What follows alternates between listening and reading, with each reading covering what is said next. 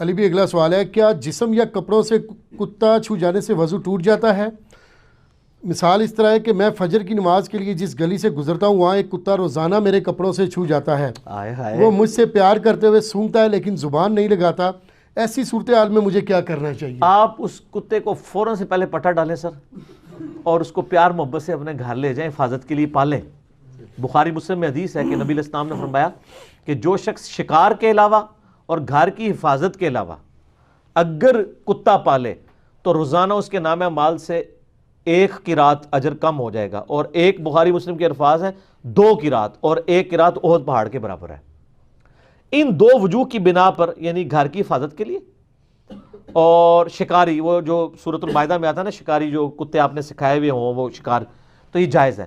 تو سر اتنا اگر کوئی پیار آپ سے کر رہا ہے، ٹھیک ہے، تو اس کتے کو آپ گھر لے جائیں اور اس کو حفاظت کے لیے رکھ لیں، ٹھیک ہے، سدھاریں۔ ظاہر ہے وہ آپ سے پیار کرتا ہے تو حفاظت بھی کرے گا۔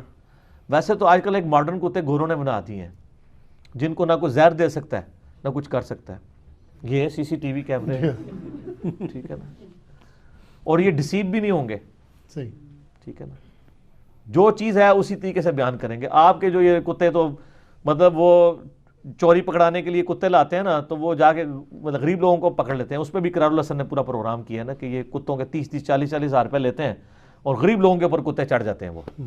تو آپ کے کتے جناب دھوکہ کھاتے ہیں، لیکن یہ گوروں نے جو کتے بنا دیے نا سر، آپ کو پتا ہے لنڈن الون، لنڈن میں 1 لاکھ سے زیادہ سی سی ٹی وی کیمرے لگے ہوئے ہیں، ٹھیک ہے۔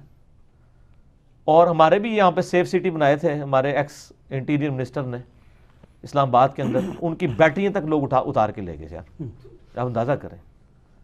تو یہ جو اس کتے کی طرف آئیں، وہ کتا اگر تو ان کے کپڑوں پر زبان مارتا ہے یا جسم پہ زبان فزیکلی ٹچ کرتا ہے تو وہ حصہ تو ناپاک ہو جائے گا۔ اگر وہ صرف سونگتا ہے، جیسے انہوں نے لکھا ہے کہ وہ سونگتا ہے ایسے ہی، یا کپڑے کے ساتھ ٹچ کرتا ہے، تو ظاہر ہے کہ وہ تو ناپاک نہیں ہے۔ تھوک اس کا جو ہے نا کتے کا ناپاک ہے، اگر تھوکے گا وہ ناپاک ہوگا، باقی جسم کے ساتھ ٹچ کرے تو کوئی مسئلہ نہیں ہے۔ اور جن لوگوں نے پالے بھی ہوئے ہیں نا، شوقیہ پالنے کی تو نہیں، حفاظت کے لیے اگر پالے ہوئے ہیں تو ہم کسی پہ فتویٰ نہیں لگاتے کہ وہ دکھلاوے کے لیے کیا ہے، تو وہ بھی اپنے پھر کپڑے لاتا رکھا کریں اگر اس طرح زبان تک معاملہ جاتا ہے جی، اور تھوڑی سی ہمت کریں، اگر وہ آپ سے اتنی لاڑیاں کر رہا ہے تو آپ ایک ڈنڈا ہی رکھ لیں، ڈنڈا پیر ہے، ایک دفعہ اس کا لاڑ نکال دینا تو بلکہ بڑا ڈنڈا اٹھا لینا، کیونکہ ڈاکٹر صاحب بڑا ڈنڈا بھی اٹھایا ہو تو ویسے ہی نہیں نزدیک آتا۔ میرا حال ایک بار تجربہ کریں، وہ بڑے والا ڈنڈا اٹھائیں، ٹھیک ہے نا، 2-3 بار کھڑکا کے چلیں نا، تو پھر اس دن چیک کریں کہ وہ آپ سے لاڈ کرتا ہے کہ نہیں، ٹھیک ہے۔ تو تھوڑی سی انجینئرنگ بھی کر دوں ادھر۔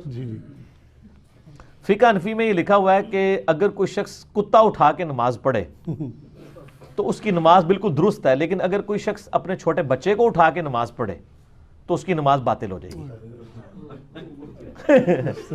اچھا، وہ پھر نہیں ساتھ انہوں نے ساتھ اس کے آداب بھی لکھے ہیں، وہ جیسے کہتے ہیں نا استنجے کی 98 سنتیں اور آداب، تو کتا اٹھانے کی آداب بھی انہوں نے لکھے ہیں۔ اچھا، یہ کتنی کہانی ہوتی ہے، سنتیں اور آداب کا مطلب یہ ہوتا ہے کہ سنت ایک ہی ہوئے گی، باقی سارے بابیاں دے آداب ہوں گے، تو وہ جھوٹ سے بھی بچ جاتے ہیں، توریہ کر لیتے ہیں۔ تو کتا اٹھانے کے آداب، تو فقہ حنفی میں لکھا ہوا ہے کہ کتا اگر آپ اس طرح اٹھا کے نماز پڑھیں، دیکھو کڈی وڈی کہانی ہے، تو اس کے منہ کو باندھ لیں گے کہ آپ کو زبان مار دی، کیونکہ اس نے زبان مار دی تو کپڑے ہو جائے گے ناپاک، تو نماز تو آپ کو پھر دوبارہ لٹانی پڑ جائے گی۔ اور کہتے ہیں بچے کو اٹھا کے کریں گے، بچے کے ساتھ کیوں کیا؟ کیونکہ ان کی اسپیسیفکلی دشمنی ہے حدیثوں کے ساتھ۔